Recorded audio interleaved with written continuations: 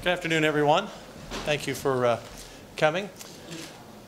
During the campaign, I talked about an issue, as did Governor Abbott, of using a portion of the existing sales tax on cars and trucks and dedicate it to roads.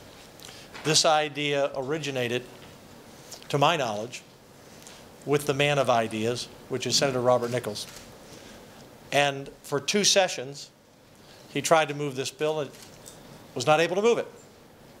This session, it is my intent to move Senate Bill 5 and SJR5, which will create additional funding for transportation without increasing taxes on the driving public. So with that, the Chairman of Transportation, Senator Robert Nichols. Thank you. Senator. Thank you very much. First, I want to thank Lieutenant Governor Patrick for this support, understanding the needs of infrastructure, very critical to the state. I think most of you are aware we have a tremendous shortfall of funding.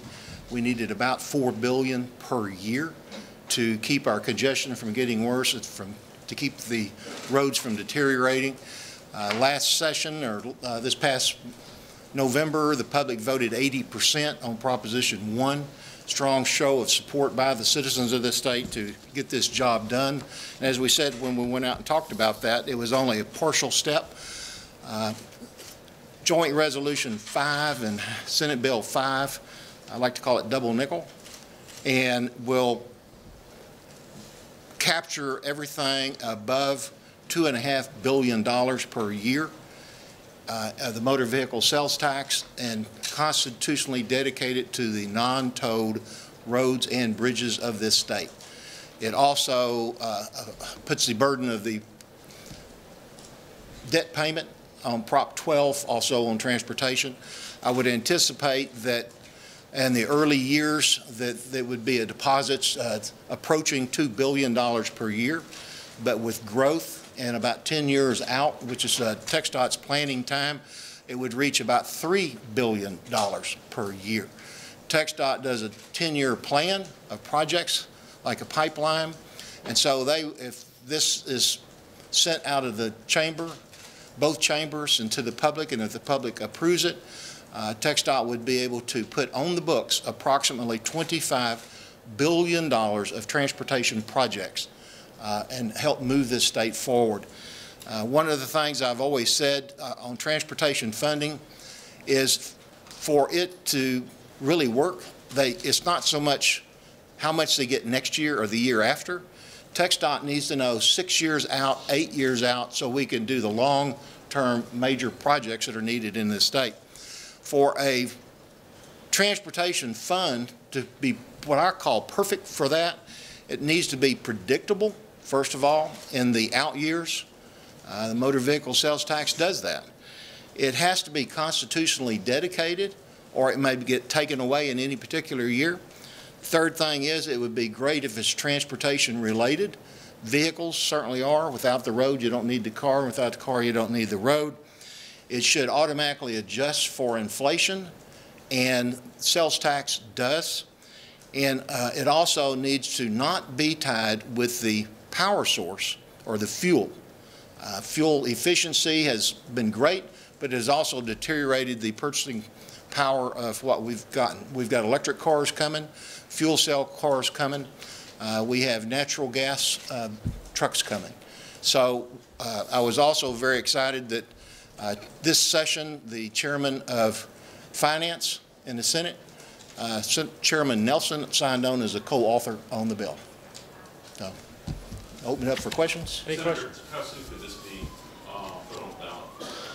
Say it one more time. How soon could this be on the ballot? If it would not be any sooner than this coming November, and possibly the following November, but most likely this next November if it gets out of both chambers. And is this something like the mechanism that we did with the rainy day fund? If I hear you right, anything above $2.5 billion that's generated by sales tax, car sales tax, that's captured?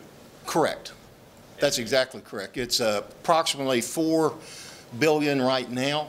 That's what it brings in. The comptroller had estimated I think 4.2, 4.3 next year or so. But the important thing is that in time it grows, and it grows approximately 3.5%. And so that will give something to build now as well as to expand and build in the future. Senator, would it kick in for the 16-17 biennium, or would it be 18-19? Right now, the bill is written for 18-19, but Chairman Nelson and the Senate bill, until we get the updates and stuff, she has a placeholder for it. But as written, it kicks in 18-19. But with if the numbers work out right and with could be adjusted into this biennium. Senator, in past attempts to do this, it seemed that there was some of the opposition to it stemmed from concern that this would blow a hole in the budget in future years, a decade down the road. What do you think would be different this time in terms of addressing that concern? The first time I filed this bill, which was several sessions ago, I took a different approach. The approach I took was to take the entire motor vehicle sales tax and incrementally take it 10% per year. So you start off at 10%, next year 20, 30, and 40, which worked fine the first 4, 5, 6 years, but the members of finance said it eats a big hole in the future. And so what we're trying to do is prevent that from happening. And so we had about 5 years in a row on each side of the recession where it averaged about $2.5 billion. So if we can live within our means then, we can keep general revenue whole by keeping that in there and allow that growth into the future. Wouldn't $3 billion still constitute a big hole? Transportation is a big issue. It is a core function of this state. My definition of a core function is that which we need or a person needs that they cannot do for themselves. A person cannot build a road for themselves. A city can build a road inside the city, but they cannot connect it across the state. And so it is a true function of this state. We need it for safety, quality of life. We need it for our economic development. And without it, we're going to have a world of hurt. And we have been short. I think we've been short for a long time. I started waving this flag in 1997. And we made great progress last session. I'm hoping we'll make great progress this session. And as I've said before, on all of these initiatives that the Senate is taking on this session, if you look at the budget just over the last 4 sessions since I was a freshman senator in 2007, the budget's grown by over $30 billion. The idea that we blow holes in the budget, as long as we keep our economy strong, and that's job growth, and that's supporting businesses through tax cuts, that's giving tax cuts to property owners as well and homeowners. We keep our economy strong, our budget continues to grow, and we can afford to do these things that need to be done. The public has been very clear that they want transportation addressed. That's why overwhelmingly they passed Prop 1, which Senator Nichols also initiated last session. We've added, as you know, when we laid out the budget, an additional $1.2 billion for transportation now, $600 million a year. We are going to address the needs in the Texas Senate of transportation in our state because our economy depends on it. Not just the time value that's lost in traffic for families commuting, but of moving goods and services. It's very important. And this is a very sound approach that Senator Nichols has, and we are going to move the bill. What's the weather like over in the House? I'm sorry, what? What's it like over in the House on this bill? There are people already talking about it. I think there are various bills that were being filed over there. There are communications, obviously, between the members on both chambers. And so I'm hoping that we'll have good support in the House. Senator, several lawmakers have called for an audit of text tag. Is the Transportation Committee going to address those problems at all? Yes. We will have a Transportation Committee meeting next Wednesday between 8 and 9. You're welcome to come. And we have invited TxDOT to come and talk about some of their visions as well as some of the issues. And we will be inviting Xerox to be there as well so that we can talk specifically about this problem. Senator, is there anything that concerns you about what's happening with the billing issue? You know, we had one vendor that was replaced by another vendor with constant promises that we're going to take care of this billing snafu, whatever's happening over there, and yet it seems that it's never resolved.